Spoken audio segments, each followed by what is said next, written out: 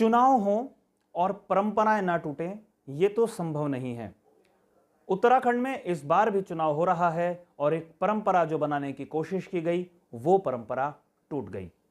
परंपरा बनाने की कोशिश की थी कांग्रेस ने और परंपरा तोड़ने का आरोप लगा है हरीश रावत पर। उन्हीं हरीश रावत पर जो इस समय उत्तराखंड कांग्रेस के बड़े नेता हैं, लाल कुआं विधानसभा सीट से चुनाव लड़ रहे हैं। पूरा मामला क्या है ये मैं आपको बताऊंगा, लेकिन उससे पहले आपसे मेरा आग्रह, अगर आपने अभी तक इस चैनल को सब्सक्राइब नहीं किया है तो इस चैनल को आप सब्सक्राइब जरूर कर लीजिए। नमस्कार, मैं हूं मनमोहन भट्ट। उत्तराखंड कांग्रेस कई बार डिसिप्लिन बनाने की कोशिश करती है। पार्टी के शीर्ष नेता संदेश लगातार पहुंचाते हैं, लेकिन फिर वो डिसिप्लिन, वो अनुशासन टूट जाता है। जिस समय उत्तराखंड में टिकटों की मारामारी हो रही थी, तमाम दावेदार सामने आ रहे थे, उस समय पार्टी ने एक फॉर्मूला बनाया था। फॉर्मूला था, एक परिवार से सिर्फ एक व्यक्ति को ही टिकट दिया जाएगा। जो पार्टी के स्क्रीनिंग कमेटी के प्रमुख थे अविनाश पांडे, उन्होंने सार्वजनिक मंचों से इसकी घोषणा की थी।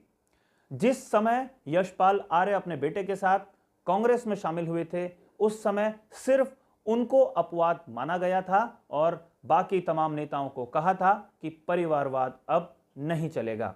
लेकिन वास्तव में ऐसा हुआ नहीं। परिवारवाद चला और जमकर चला। सिर्फ एक व्यक्ति के लिए चला।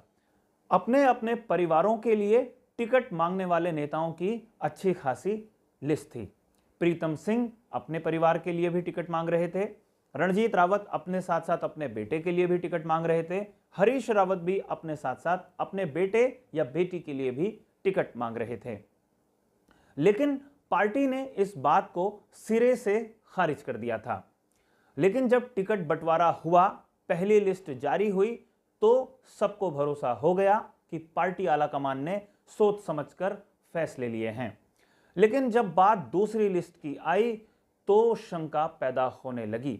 हरीश रावत को पहले रामनगर विधानसभा सीट का टिकट थमाया गया, लेकिन जब बात बिगड़ती हुई नजर आई तो हरीश रावत को भी शिफ्ट किया गया। ऐसी खबर है कि सीट बदलने की एवज में हरीश रावत ने अपने आला नेताओं से बार्गेनिंग कर ली और अपनी बेटी के लिए भी एक सीट का जुगाड़ कर लिया। हरीश रावत की बेटी हैं अनुपमा रावत। अनुपमा रावत हरिद्वार ग्रामीण विधानसभा सीट से चुनाव मैदान में हैं। उनके सामने बीजेपी के वरिष्ठ नेता कैबिनेट मंत्री स्वामी यतीश्वरानंद हैं।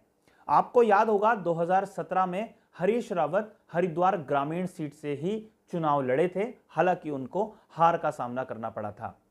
इस बार हरीश रावत की बेटी एक बार फिर से हरिद्वार ग्रामीण सीट से चुनावी मैदान में हैं। क्या वो अपने पिता की हार का बदला ले पाएंगी? इस पर हर व्यक्ति सवाल पूछ रहा है।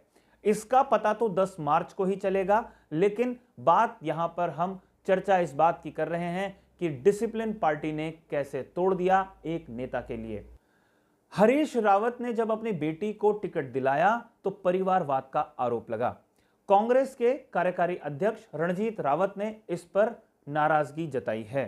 कांग्रेस के कई दूसरे बड़े नेताओं ने भी इसे गलत बताया है, लेकिन सार्वजनिक मंचों पर बोलने से वो चुनाव के समय पर परहेज कर रहे हैं। लेकिन हरीश रावत की राजनीति सबके सामने आ गई है। उन्होंने अपनी मनपसंद सीट पहले रामनगर चुनी, उसके बाद लाल कुआं चुनी और अपनी बेटी अनुपमा रावत के लिए भी एक सीट फाइनल करवा ही दी। अब देखना यह है कि हरीश रावत के परिवार के पास 2 सीटें हैं।